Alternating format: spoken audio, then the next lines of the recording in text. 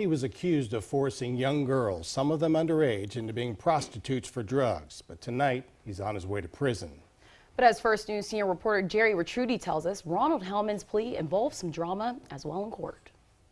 Days before he was set for trial, Ronald Hellman stood next to his lawyer this afternoon, ready to take a plea deal with prosecutors. Hellman was accused of running a human trafficking scheme involving more than half a dozen victims who were forced into prostitution in exchange for drugs. He was also accused of sexually assaulting some of the victims himself, some of whom were minors. But things in court did not run so smoothly. I want to go to trial. I want to take it to trial. After a brief recess, Hellman did come back and finished, entering his pleas to 9 counts, including trafficking in persons and compelling prostitution.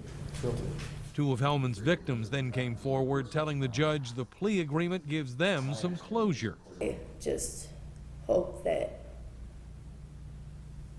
he gets right with God. But he also needs to know that he caused a lot of pain and suffering for some of these girls.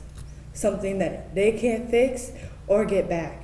As the investigation played itself out over the last 2 years, one of the others charged in the ring, Charles Krusak of Austintown, took his own life after being indicted. In court today, Hellman's attorney admitted there was little chance of winning an acquittal. There was just too many that I believe a jury would have been compelled by just the amount of victims saying the same thing over and over again. In the end, Judge Anthony D'Onofrio sentenced Hellman to 15 years in prison. In Youngstown, Jerry Ricciuti, WKBN 27 First News.